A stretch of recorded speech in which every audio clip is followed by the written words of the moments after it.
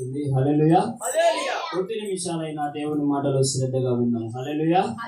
దేవుడు మిమ్మల్ని దీవించును గాక, ఆశీర్వదించును గాక, మేలులతో తృప్తిపరచును గాక. ఆమేన్.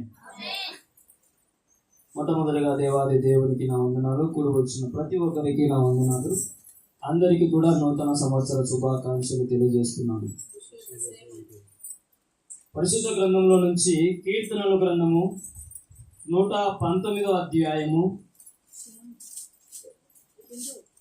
107వ వచనము. కీర్తనల గ్రంథము 119వ అధ్యాయము 107వ వచనము. యెహోవా, నేను మిక్కిలి శ్రమపడుచున్నాను, నీ మాట చొప్పున నన్ను బ్రతికింపుము. హల్లెలూయా. దేవునికి మహిమ కలుగును గాక. మనమందరము కూడా 2024 సంవత్సరంలో ఎంతో శ్రమతో మన జీవితాన్ని ముందరికి తీసుకొచ్చాము. హల్లెలూయా. మనకు సాక్ష్యాలు కూడా మీకు బాగా అర్థమవుతున్నాయి. ఎంతో మంది ఏ శ్రమలలో ఉన్నారో. హల్లెలూయా. దేవునికి మహిమ కలుగును గాక. చూడండి, ప్రతి ఒక్కరు కూడా శ్రమ లేని జీవితం కూడా అనుభవించలేరు ఎవరు. ప్రతి ఒక్కరు కూడా ఎలా ఉన్నారు? శ్రమతో. ఒకరి జీవితం అయితే ప్రాణాలను గుప్పెట్లో పెట్టుకొని పోయే జీవితం. హల్లెలూయా. ఇంకొకరి జీవితం అయితే ఇంకా ఈ రోజే నా జీవితము చివరి దినం అనే జీవితం. హల్లెలూయా. ఇంకా నాకు ఈ బాధలేంటి, ఈ కష్టాలేంటి, ఇంకా నేను చచ్చిపోదామనే జీవితాలలో కూడా చాలా మంది ఏం చేస్తున్నారు? బ్రతికిపోయి ఉంటున్నారు. ఏ సంవత్సరము? 2024 సంవత్సరం అంతా. హల్లెలూయా. కానీ దేవాది దేవుడు మహాకృపను బట్టి మీ అందరినీ కూడా సజీవ లెక్కలో ఉంచినందుకు దేవునికి మహిమ కలుగును గాక. హల్లెలూయా. మీ శ్రమ నుంచి దేవుడు బయటికి లాగబోతున్నాడు. హల్లెలూయా. దేవుడు మీ శ్రమ నుంచి దేవుడు విడిపించబోతున్నాడు. హల్లెలూయా. దేవునికే మహిమ కలుగును గాక. ఇక్కడ ఏమంటున్నాడంటే, నేను మిక్కిలి శ్రమ పడుచున్నాను, నీ మాట చొప్పున నన్ను బ్రతికింపుము. హల్లెలూయా. శ్రమ సమయములో మనం ఏం చేయాలో తెలుసా? దేవుని మాట వైపు మన హృదయాన్ని త్రిప్పాల. హల్లెలూయా. నీవెక్కడ మోకరించినా దేవుని స్వరం నీకు వినిపించేలా ఆయన శక్తిమంతుడు. హల్లెలూయా. దేవునికి మహిమ కలుగును గాక. గాఢాంధకారము లోయలో నువ్వు సంచరించినప్పటికీ కూడా దేవుడు నిన్ను కాపాడేవాడై ఉంటున్నాడు. హల్లెలూయా. దేవునికి మహిమ కలుగును గాక. నీవు ఎక్కడ కొండలో ఉన్నప్పటికీ, ఎక్కడ మనుషులు లేని జాతులలో ఉన్నప్పటికీ కూడా దేవుడు నీకు శ్రమ వచ్చిందంటే దేవుడు నిన్ను చూచి నీ దగ్గరికి వచ్చి మాట్లాడేవాడై ఉంటున్నాడు. హల్లెలూయా. దేవునికి మహిమ కలుగును గాక. మన మధ్యలో నరసింహన్న, జయలక్ష్మమ్మ సాక్ష్యం చెప్పినారు. హల్లెలూయా. వారిని ఏం బ్రతికిస్తుంది అంట? ప్రతి సమయములో కూడా దేవుని వాక్యం ఏం చేస్తుంది? బ్రతికిస్తూ ఉంటున్నది. హల్లెలూయా. నేను చెప్తే మీకు ధైర్యం రాదు, కానీ దేవుని మాట మిమ్మల్ని పలకరిస్తే గనక కొండనెత్తేంత ధైర్యం వస్తుంది. హల్లెలూయా. దేవునికే మహిమ కలుగును గాక. దావీదు భక్తుడు చిన్నవాడే కానీ గొల్యాతు పెద్దవాడు. హల్లెలూయా. కానీ అతని ధైర్యం ఏందో తెలుసా? దేవుని మాట. హల్లెలూయా. దేవుని ఆత్మ నాకు తోడై ఉన్నది గనక నేను దేన్నైనా ఎదిరించగలుగుతా, దేన్నైనా పోరాడగలుగుతా, దేనినైనా నేను దాని మీద విజయం సాధించగలుగుతా. హల్లెలూయా. దేవునికే మహిమ కలుగును గాక. నాకు మీ అందరిని చూసినప్పుడు కూడా చాలా సంతోషం ఏంటంటే, ప్రార్థన జీవితం చాలా తక్కువనే. హల్లెలూయా. వాక్యము జీవితం చాలా తక్కువనే. దేవునితో గడిపే జీవితం చాలా తక్కువనే. కానీ ఆయన మీద విశ్వాసము చాలా గొప్పది మీకున్నది. హల్లెలూయా. దేవుడు ఆ రోజు ఆశ్చర్యపోయినాడు కొంతమంది విశ్వాసాన్ని చూసి. నేను కూడా మీ విశ్వాసాన్ని చూసి ఆశ్చర్యపోతున్నా. హల్లెలూయా. దేవునికే మహిమ కలుగును గాక. ఒక్కొక్కరు సాక్ష్యాలు వచ్చి చెప్తూ ఉంటుంటే, ఇన్ని దేవుడు మన జీవితంలో ఇన్ని గొప్ప కార్యాలు. హల్లెలూయా. ఎంతమంది శ్రమలలో దేవుడు ఎంత బాగా కాపాడి ఉంటున్నాడు. హల్లెలూయా. దేవునికే మహిమ కలుగును గాక. శ్రమ రావడము కన్ఫర్మ్, ఖచ్చితంగా శ్రమ వస్తుంది. కానీ దేవుని వైపు చూస్తున్నావా, లోకం వైపు చూస్తున్నావా, మనుషుల వైపు చూస్తున్నావా అనేది దాని మీద ఆధారపడుతుంది. హల్లెలూయా. నీ జీవితం విజయముతో ఉండాలి అంటే ఎవరి వైపు చూడాలా? నీవు దేవుని వాక్యం వైపు చూడాలా. హల్లెలూయా. వెంటనే నువ్వేమనుకోవాలా? ఎప్పుడైతే యుద్ధము యెహోవాదని బయలుదేరినాడు. ఎవరు? దావీదు భక్తుడు. యుద్ధం ఎవరిది?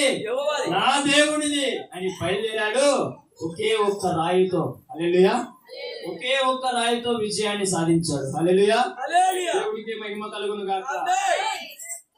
అక్కడ శూరులు లేరని కాదు, యుద్ధ వీరులు లేరని కాదు. హల్లెలూయా. ఎన్నో కత్తులు కడారులు అన్ని ఉన్నాయి, కానీ ఎవరు కూడా యుద్ధం చేయడానికి కూడా రాలేదు. ఎందుకు రాలేదో తెలుసా? హృదయము దేవుని మాటలతో లేదు, దేవుని మాటలతో లేదు, దేవుని వాక్యముతో లేదు. చూడ్డానికేమో ఒంటి నిండా బాగా కవచాలు వేశారు, డాలు పట్టుకున్నారు, కత్తి పట్టుకున్నారు, కానీ లోపల పిరిగితనం. వాడేంది అంటున్నాడు? నన్ను ఎక్కడ వచ్చి తొక్కుతాడో చచ్చి ఊరుకుంటా అని భయం. హల్లెలూయా. దేవునికి మహిమ కలుగును గాక. దేవుని బిడ్డలారా, దేవుడు చెప్తుంటున్నాడు, మనలో ఎవరు కూడా భయపడి జీవించడానికి వీలు లేదు. హల్లెలూయా. దావీదుకు దేవుడు తోడైనట్లు మనకు దేవుడు తోడై ఉన్నాడు. హల్లెలూయా. దేవునికి మహిమ కలుగును గాక. ఏ కత్తులు నిన్ను కాపాడవు గాని, ఏ కవచాలు నిన్ను కాపాడవు గాని, దేవుని వాక్యం నిన్ను కాపాడుతుంది. దేవునికి మహిమ కలుగును గాక. దేవుని మాట నిన్ను బ్రతికిస్తుంది. హల్లెలూయా. అందుకే ఇక్కడ అంటున్నాడు ఏమని? నీ మాట చొప్పున నన్ను బ్రతికింపు. హల్లెలూయా. నీ మాట చొప్పున నన్ను బ్రతికింపు. ఆయన పోలేదు. నాకు పని చాలా మంది సహోదరులు ఉన్నారు కదా, వాళ్ళు కాపాడతారులే అని చెప్పేసి అనుకోలేదు. హల్లెలూయా. నేనేం చెప్పబోతున్నానంటే, దేవాది దేవుణ్ణి నమ్ముకున్న మనం అందరము కూడా, సత్య దేవుణ్ణి నమ్ముకున్న మనం అందరము కూడా 2024 సంవత్సరమే సావును అనుభవించాడు. హల్లెలూయా. కానీ ఏ సమాధి కూడా తెరవబడలేదు. హల్లెలూయా. ఏ సమాధి కూడా తెరవబడలేదు. కానీ మన యేసు క్రీస్తు ప్రభుల వారి సమాధి మాత్రం ఇప్పటికి కూడా మీరు వెళ్ళినట్లయితే సమాధి తెరవబడి ఉంటుంది. హల్లెలూయా. దేవునికి మహిమ కలుగును గాక. ఆ దేవాది దేవుడే పరిశుద్ధాత్మునిగా మన మధ్య ఎల్లప్పుడూ కృపా సత్య సంపూర్ణునిగా వాక్యము రూపములో అందరిలో సంచరిస్తూ ఉంటున్నాడు. హల్లెలూయా. దేవునికి మహిమ కలుగును గాక. కొంతమందికి వరాలు ఉండకపోవచ్చు, దేవుని వాక్యము ఎవరైతే అనుసరిస్తారో వాళ్ళు స్వస్థపరచబడతారు. హల్లెలూయా. కొంతమందికి విశ్వాసం ఉండకపోవచ్చు, ఎవరైతే దేవుని వాక్యాన్ని వెంబడిస్తారో వారు బాగైపోతారు. హల్లెలూయా. ఏ రోగమైనా సరే వాక్యం వింటున్నాగానే ఎంతో మంది స్వస్థపడిన వాడిన వాళ్ళు. హల్లెలూయా. దయ్యాలతో పీడింపబడుతున్న వాళ్ళు కూడా దేవుని వాక్యం వచ్చేది ఏమైపోతారు? విడిపించబడతారు. హల్లెలూయా. దేవునికి మహిమ కలుగును గాక. చూడండి ప్రేమ దేవుని బిడ్డలారా, మనం దావీదు లాంటి ధైర్యం పొందుకొని బ్రతకాల. హల్లెలూయా. ఈ లోకంలో నిన్ను అపవాది ఏదో ఒక విధంగా పడదోయాలని తోస్తాడు. హల్లెలూయా. చిన్న పాప చెప్పింది పల్లవి, సినిమాలు చూడాలని. చిన్న వయసులో ఖచ్చితంగా ఏమవుతుంది? వాళ్ళకు తగ్గట్టు వాళ్ళ శ్రమలు వస్తూ ఉంటాయి. హల్లెలూయా. మనకేమో అదేం శ్రమ అనుకుంటాం, కానీ అది చాలా ప్రమాదకరమైనది. హల్లెలూయా. మీరు ఉండండి, సినిమాలు చూడకోకుండా, నాటికలు చూడకోకుండా ఉండి చూడండి. మీకు దమ్ము ఉంటే, మీకు ధైర్యం ఉంటే, హల్లెలూయా, 2 కళ్ళు ఉన్నాయి కానీ చెప్పేసి సినిమాలు చూసేది చాలా ఈజీ, కానీ దాన్ని చూడకోకుండా ఆపడము అది ఒక యుద్ధం చేసినట్టే. హల్లెలూయా. దేవునికి మహిమ కలుగును గాక. ఒక వ్యసనం మానుకొని చూడండి, ఎంత కష్టమో అర్థమవుతుంది. హల్లెలూయా. ఒక వ్యసనం, అది సిగరెట్ కానీ, అది మందు కానీ, అది ఇంకొకటి కానీ ఏదైనా మానుకొని చూడండి, అది మనకు గొల్యాతు కంటే ఎక్కువ అది మనకు. హల్లెలూయా. అంత భయంకరమైనది. ఒక్కసారి అడుగు పెడతాం, ఒక్క రోజే కదా, బర్త్డే రోజే కదా, ఫ్రెండ్స్ పిలుస్తున్నారు కదా, వాళ్ళు చేస్తున్నారు కదా అని చెప్పి, కానీ అడుగు పెట్టిన తర్వాత నీళ్ళలో తేలడం తప్ప ఈత రాక అన్ని సచ్చా బ్రతుకుతూ ఉంటాం. హల్లెలూయా. నిజమా అబద్ధమా? ఎంత మంది త్రాగి చనిపోయిన వాళ్ళు ఉంటున్నారు. హల్లెలూయా. దేవునికి మహిమ కలుగును గాక. మరి కుటుంబాల జీవితంలో ఎంతో మంది త్రాగుడు వల్ల ఏమైపోతారు? విచ్చలవిడిగా చేసేసుకుంటూ ఉంటారు. హల్లెలూయా. నేను కళ్ళారా చాలా మందిని చూసిన, నా ఫ్రెండ్స్ లోనే చాలా మందిని చూసిన. నా ఫ్రెండ్స్ చాలా మందికి మ్యారేజ్ అయిపోయింది, పెళ్లి అయిపోయింది, కానీ వారి జీవితాలు ఎలా ఉన్నాయంటే చినిగిపోయిన సంచిలే. హల్లెలూయా. ఏం లేవు, అలవాట్లకు బానిసైన వాడు కుటుంబాన్ని కట్టుకోలేడు. హల్లెలూయా. దేవుని వాక్యానికి లోబడిన వాడు మాత్రమే కుటుంబాన్ని కట్టుకోగలుగుతాడు. హల్లెలూయా. దేవునికి మహిమ కలుగును గాక. చాలా మంది మనం అందరం నమ్ముతా ఉంటాం, దేవుని కంటే అపవాది మనకు శ్రమలు ఎక్కువ తెచ్చి పెడతాడు, మనం వానికి భయపడుతూ కూర్చో ఉంటాం. హల్లెలూయా. ఆ రోజు దావీదు గనక అపవాదికి భయపడి, వానికి గొలియాతుకు భయపడి ఆ రోజు కూర్చుంటే ఈ రోజు దావీదుకి ఘనత వచ్చేది కాదు. హల్లెలూయా. నీవు అందరిలాగా కాదు, నీలాగా అందరూ ఉండాలి. హల్లెలూయా. నీవు అందరిలాగా కాదు, నీలాగా దేవుడు అనేక మందిని సృష్టించాలా. దేవునికి మహిమ కలుగును గాక. అనేక మంది దగ్గరికి వెళ్ళి నీవు సహాయం కోరడం కాదు, నీ దగ్గరికి వచ్చి అందరూ సహాయం కోరాలా. హల్లెలూయా. దేవునికి మహిమ కలుగును గాక. అట్టి ఆశీర్వాదంతో మనల్ని అందరినీ దేవుడు నింపును గాక. దేవునికి మహిమ కలుగును గాక. దేవుని బిడ్డలారా, మనం గమనించాలి, మనం ఈ సంవత్సరంలో ఒక్క రోజు కూడా భయపడకోకుండా బ్రతకాలి. హల్లెలూయా. భయము పుట్టించడం అనే పని అయితే భయాన్ని జయించడం అనే పనిగా మార్చుకోవాలా. హల్లెలూయా. దేవునికి మహిమ కలుగును గాక. యేసుక్రీస్తు ప్రభుల వారి దగ్గరికి అపవాది రావాలంటే భయపడతాడు. ఎందుకో తెలుసా? ఆయన మనస్సు నిండా వాక్యంతో నింపబడింది. హల్లెలూయా. దేవునికి మహిమ కలుగును గాక. ఎవరిలో అయితే వాక్యం ఉంటుందో వారిని ఎవ్వరు కూడా పడద్రోయలేరు. హల్లెలూయా. ఎందుకో తెలుసా? ఆ ఒకరికి అనారోగ్యం వచ్చిందంటే దేవుని వాక్యం ఏం చెప్తుందో తెలుసా? నా దెబ్బల చేత నీకు స్వస్థతనిస్తాను. నా వాక్యం పలకరించి ఏం చేస్తుంది? మనకి స్వస్థతనిస్తుంది. హల్లెలూయా. కొంతమంది నా చావింతే, నా బ్రతికింతే, నేను ఈ రోజే లాస్ట్ అనుకుంటాం. కానీ దేవాది దేవుడు వాక్యమును నాకు మొర్రపెట్టుము, నేను నీకు. హల్లెలూయా. సమస్త ప్రమాదాలలో నుంచి నేను నిన్ను విడిపిస్తా. హల్లెలూయా. అలాగా ప్రతి వాగ్దానం, ప్రతి సమస్యలో వాగ్దానం ఇస్తూ దేవుడు ఏం చేస్తాడు? మన జీవితాలను ముందరికి నడిపిస్తూ ఉంటాడు. హల్లెలూయా. దేవునికి మహిమ కలుగును గాక. దేవుని మందిరాలలో ఎవరు కూడా ఊరికనే వచ్చి కూర్చోరు. ఏదో ఒక దేవుడు ఏం చేసినాడు? ఏదో ఒక దేవుడు ఒక కార్యం చేసినాడు, ఏదో ఒక కార్యం. దేవునికి మహిమ కలుగును గాక. ఏ చిన్న బిడ్డ కూడా వచ్చి కూర్చోరు. హల్లెలూయా. ఏదో ఒక దేవుడు ఖచ్చితంగా ఏం చేస్తుంటాడు? ఒక కార్యం వారి జీవితాలలో చేసి ఉంటారు. వాళ్ళు ఏం చేస్తుంటారంటే, నా దేవుడు నా జీవితంలో కార్యం చేశాడు, నేను దేవుని మందిరంలో ఉండాలని చెప్పేసి ప్రతి ఒక్కరు కూడా ఏం చేస్తారు? దేవుని మందిరానికి వస్తారు. హల్లెలూయా. దేవునికి మహిమ కలుగును గాక.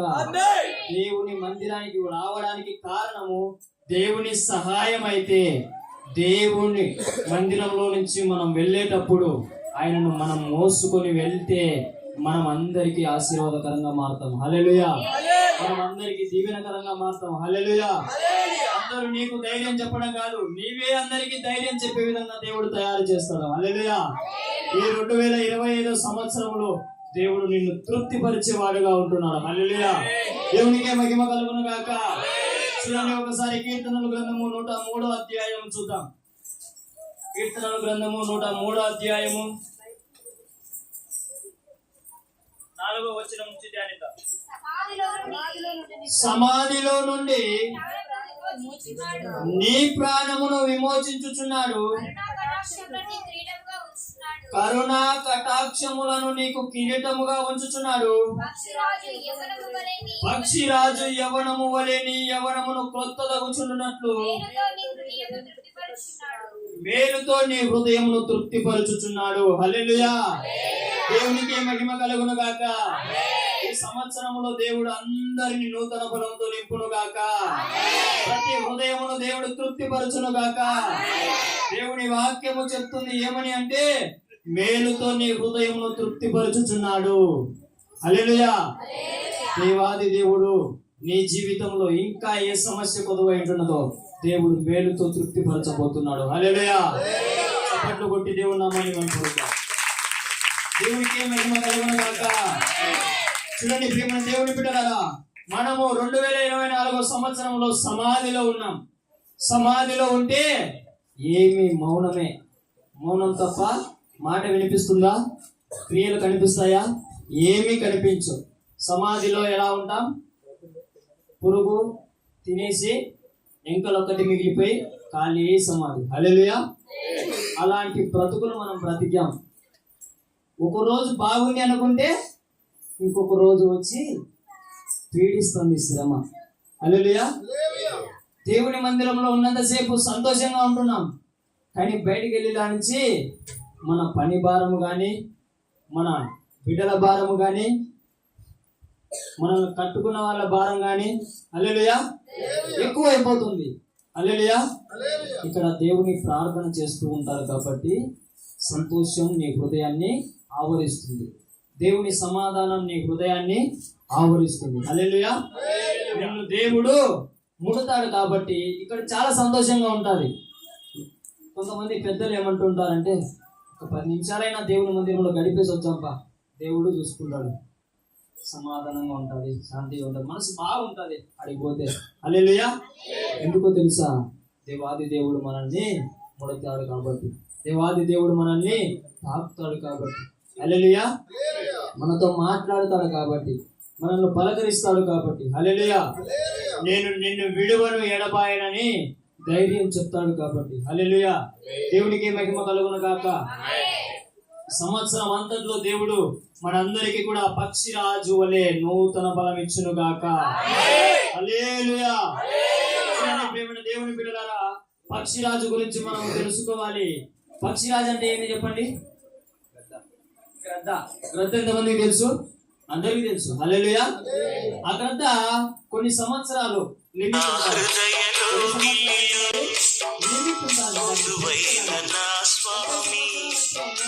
ఒక 30 సంవత్సరాలు వచ్చే లోపలనే అది ఏమైపోతుంది అంటే ముసిల్ అయిపోతుంది. హల్లెలూయా. 70 సంవత్సరాలు దాని ఆయుష్, కానీ అది 30 సంవత్సరాలు వస్తానే ముసిల్ అయిపోతుంది. ముసిల్ అవ్వగానే దానికి దేవుడు ఏం నిర్ణయించాడంటే, నీవు చచ్చే గనక, నీవు నొప్పి భరిస్తే గనక నీవు నూతన బలం పొందుకుంటావని దానికి నిర్ణయించి పెట్టాడు. హల్లెలూయా. అది ఒక 30 సంవత్సరాలకు వెళ్ళిపోయిన తర్వాత ఇంకా ఎగరలేదు, రెక్కలన్నీ పోయింటాయి ఎక్కడికెక్కడికి. హల్లెలూయా. అలాగా ఒక ప్లేస్ చూసుకొని అది ఏం చేస్తుందంటే, ఒక గృహం చూసుకొని ఎవరు కూడా రాకోకుండా అనేక దినాలు ఏం చేస్తుందంటే, అనేక నెలలు ఏం చేస్తుందంటే అక్కడ కూర్చొని అదే ఒక్కొక్కటి ఈక పెరుక్కోవడం స్టార్ట్ చేస్తారు. ఏం చేస్తుంది? ఈక, దానికి ఉన్న ఈకలు అదే పెరుక్కుంటుంది. హల్లెలూయా. మీ చేత్తో మీరే గుడిసి తీసుకొని పొడుచుకోండి, ఎలా ఉంటుంది? అమ్మ అయ్యా అని మొత్తుకుంటాం. హల్లెలూయా. కానీ ఆ పక్షికున్న ధైర్యం చూడండి, నేను చచ్చైనా సరే మళ్ళా బ్రతకాలా. హల్లెలూయా. దేవుడు నాకు జీవితం ఇచ్చింది 30 సంవత్సరాలు కాదు, 70 సంవత్సరాల జీవితం నేను అనుభవించాలా అని అది ధైర్యం పొందుకొని ఏం చేస్తుంది? దాని రెక్కలు అదే పీక్కుంటుంది. ఇంకా కొద్ది రోజుల తర్వాత అది ఏం చేస్తుంది? దాని ముక్క ఎలాంటిది, నోటికి ఇట్లా వెళ్ళిపోయి ఉంటుంది, జంపుకు వచ్చేసింది. అది తినడానికి కూడా కష్టం ఉంటుంది. అది ఒకరోజు కొట్టి దాని కొద్ది అదే కొట్టుకొని ముక్కు ఊడ పెరుగుతుంది, రక్తం వస్తూ ఉంటుంది. ఇంకో కొద్ది రోజుల తర్వాత కాళ్ళకు కూరలు అన్నిటి వెళ్ళిపోయింటాయి, మొత్తం ఎక్కడ నిలబడాలి కూడా కూరల మీద నిలబడితే తోలంతా రక్తం వస్తూ ఉంటుంది. అలాగా అది ఆ కూరలు పెరుగుకుంటే అది బండకేసుకొని కొట్టుకుంటా అలాగా అన్ని పాత రెక్కలు కానీ, పాత గోర్లు కానీ, పాత ముక్కు కానీ అన్ని కూడా ఏం చేస్తుంది? దానికి అది ఊడబెరుక్కుంటుంది. ఏం చేస్తుంది? దానికి అది ఊడబెరుక్కొని కొద్ది రోజు సైలెంట్ గా ఏడుస్తా, నొప్పిని భరిస్తా ఉంటది. ఏం చేస్తుంది? సైలెంట్ గా ఉంటది, ఇంకా ఏమి చేయలేని పరిస్థితి. కోడికి ఇక తీసి చేయగలుగుతారా? ఎగరలేదు, ఎగబడినా అక్కడే ఉంటారు. అలాగా కోడిలాగా తయారైపోతుంది, గద్ద కోడిలాగా తయారైపోతుంది. అలాంటి సమయంలో ఆ గ్రద్దకు కొన్ని రోజులు గడిస్తుంది. కొన్ని రోజులు గడిచిన తర్వాత ఈకలు రావడం మొదలు పెడుతుంది, గోర్లు రావడం మొదలు పెడుతుంది, ముక్కు రావడం మొదలు పెడుతుంది, నూతనంగా తయారవుతుంది. హల్లెలూయా. దేవునికి మహిమ కలుగును గాక. నూతన బలం పొందుకుంటుంది. మళ్ళా ఏం చేస్తారు తెలుసా? ఒక్కసారిగా దూకి రెక్కలు కొడతానే ఏమైపోతుందంటే అనేక ఎత్తుల మైళ్ళు పైకి ఎగురుతా అందరినీ పలకరిస్తా ఉంటది. హల్లెలూయా. దేవునికి మహిమ కలుగును గాక. అలాంటి జీవితం దేవుడు నీకు ఇచ్చును గాక. శ్రమను సహించే బిడలగా కృపాగ్ని శారోన్ మినిస్ట్రీలో బిడలు లేవనెత్తబడును గాక. హల్లెలూయా. దేవుడు మాటతో నిన్ను బ్రతికిస్తాడు. హల్లెలూయా. దేవుని మాటతో నిన్ను బ్రతికిస్తాడు. ఆ గ్రంథకు తెలుసు నా జీవితం 30 సంవత్సరాలు కాదు 70 సంవత్సరాలని చెప్పి. నీకు తెలియాలా నా జీవితము ఒంటరిగా లేదు, నా జీవితానికి తోడు దేవుడని. హల్లెలూయా. దేవుడు తోడుగా ఉంటే నీ జీవితం చచ్చినా సరే మళ్ళీ తిరిగి లేస్తుంది. హల్లెలూయా. ఎంతో మంది బైబిల్ గ్రంథంలో చచ్చిపోయిన చిన్నది చచ్చిపోయి పడి ఉంటే అందరూ ఏమంటారు పిల్లల గ్రోగులు వాంచుతుంటారు, చనిపోయిన దగ్గర డప్పులు కొడుతున్నారు కదా, వాళ్ళు కూడా వచ్చేసినారు. ఇంకా పారేసేదే లేటు. యేసు ప్రభు వచ్చినాడు. ఎందుకయ్యా మీరు ఇలా కొడుతున్నారు, చచ్చిపోయిన వాళ్ళ దగ్గర ఇలా కొట్టకండి, ఆమె నిద్రపోతుంది, లేపేసి వస్తా అని చెప్పి లోపలికి పోతాడు, అందరినీ బయటికి పంపిస్తాడు. హల్లెలూయా. ప్రార్థన చేస్తాడు. ప్రార్థన చేసిన వెంటనే ఏమైపోతుంది, ఆ బిడ్డ జీవం పొందుకొని లేస్తుంది. హల్లెలూయా. దేవునికే మహిమ కలుగును గాక. దేవుని మాట ఎవరైతే వినడం నేర్చుకుంటారో, దేవుని మాట నన్ను బ్రతికిస్తుందని ఎవరైతే విశ్వసిస్తారో వారిని చచ్చినా కూడా దేవుని వాక్యం నిలబెడుతుంది. హల్లెలూయా. దేవునికే మహిమ కలుగును గాక. ఎవరైతే పక్షిరాజులాగా నా దినాలు శ్రమలు వచ్చిన వెంటనే అయిపోయాయని అనుకోవద్దు. హల్లెలూయా. అయిపోయాయి అనుకోవద్దు ఎవరు కూడా. కష్టాలు బాధలు 1 రోజు 2 రోజులే, కానీ మేలైన జీవితం దేవుడు నీకు ఇస్తాడు. హల్లెలూయా. అనేక మందిని నీ జీవితం ద్వారా అనేక మందిని మార్చడానికి దేవుడు రెడీగా ఉంటాడు. హల్లెలూయా. దేవునికి మహిమ కలుగును గాక. చూడండి మళ్ళీ ఒకసారి 103వ అధ్యాయము 6-5 వచనము. పక్షిరాజు యవ్వనము వలె నీ యవ్వనమును క్రొత్తదగుచున్నట్లు మేలుతో నీ హృదయం తృప్తిపరచుచున్నాడు. హల్లెలూయా. దేవునికి మహిమ కలుగును గాక. ఆ పక్షిరాజుకు ఎలాగైతే నా జీవితం అయిపోయిందనే సిచ్యువేషన్ ఏర్పడినప్పటికీ కూడా, ఆ సమయం వచ్చినప్పటికీ కూడా అది నూతన క్రొత్తదగుచున్నట్లు మేలుతో దాన్ని ఎలాగైతే నింపాడో దేవుడు మన జీవితాలను మేలుతో తృప్తిపరచబోతున్నాడు. హల్లెలూయా. దేవునికి మహిమ కలుగును గాక. హల్లెలూయా. 2025 సంవత్సరంలో దేవాది దేవుడు నీ కుటుంబంలో ఒకరున్నారా, నీ కుటుంబంలో 2 ఉన్నారా, నీ కుటుంబంలో 10 మంది ఉన్నారా, వారందరి హృదయాలలో దేవుడు మేలుతో తృప్తిపరచబడును గాక, మేలుతో నింపును గాక. నిన్ను దేవాది దేవుడు ఏ కిరీటం ఇస్తాడంట? కరుణా కటాక్షమును గల నీకు కిరీటముగా ఉంచుచున్నాడు. దేవునికే మహిమ కలుగును గాక. ఇక్కడ దేవుని వాక్యం వింటున్న బిడ్డలందరి మీద, లైవ్ లో దేవుని వాక్యం వింటున్న బిడ్డలందరి మీద దేవాది దేవుడు కరుణా కటాక్షము గల కిరీటం ఉంచబోతున్నాడు. దేవునికే మహిమ కలుగును గాక. కరుణా కటాక్షం ఏంటో తెలుసా? కరుణ అంటే ఎప్పుడు కూడా నీకు క్షమాపణ దొరుకుతుంది. హల్లెలూయా. కటాక్షం ఉంటే గనక నిన్ను ఎవరు ఏం చేసుకోలేరు. హల్లెలూయా. 1000 మంది నీ పక్కన పడినా, 10,000 మంది నీ పక్కన పడినప్పటికీ కూడా ఏ అపాయము నీ గుడారము చేరనివ్వడు. హల్లెలూయా. దేవునికే మహిమ కలుగును గాక. అటువంటి కరుణ, అటువంటి కటాక్షము దేవుని కిరీటం లాగా నీ మీద ఉంచబోడబడును గాక. ఆమేన్. దేవునికే మహిమ కలుగును గాక. దేవుడు మనందరి జీవితాలను మేలులతో తృప్తిపరచబడును గాక. హల్లెలూయా. హల్లెలూయా.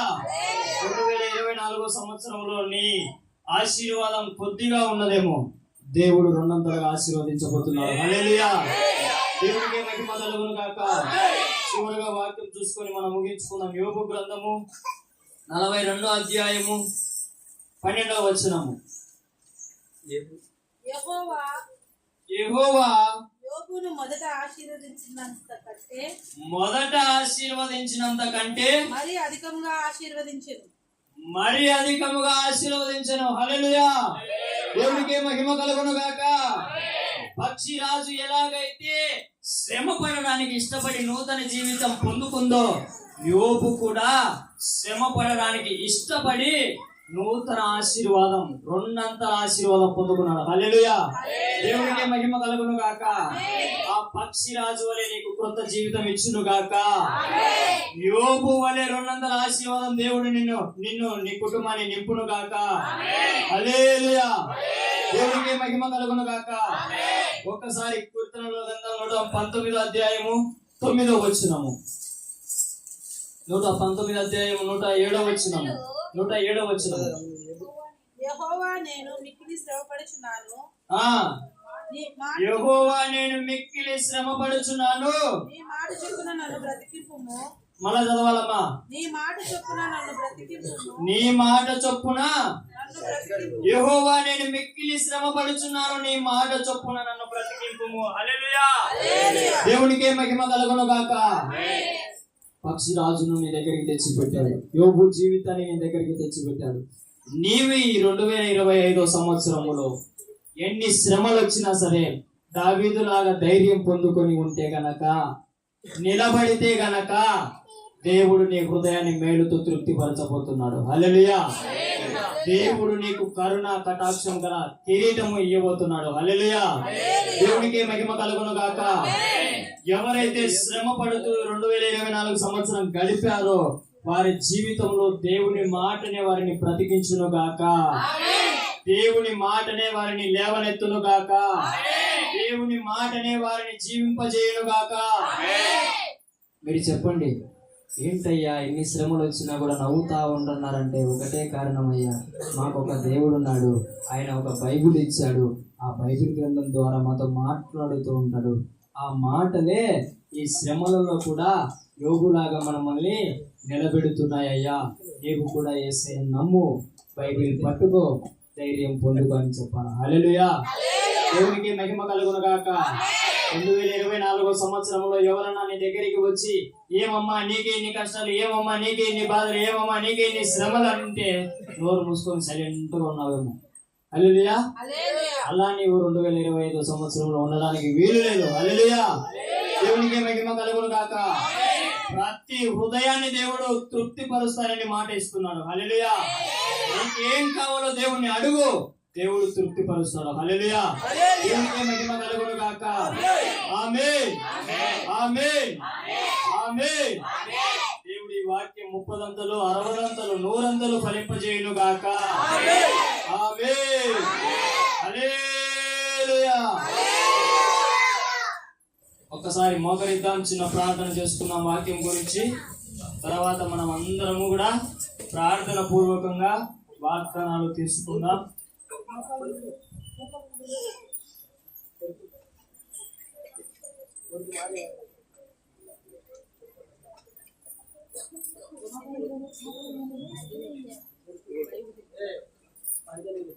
అందరం మోకరించి కళ్ళు మూసుకుందాం.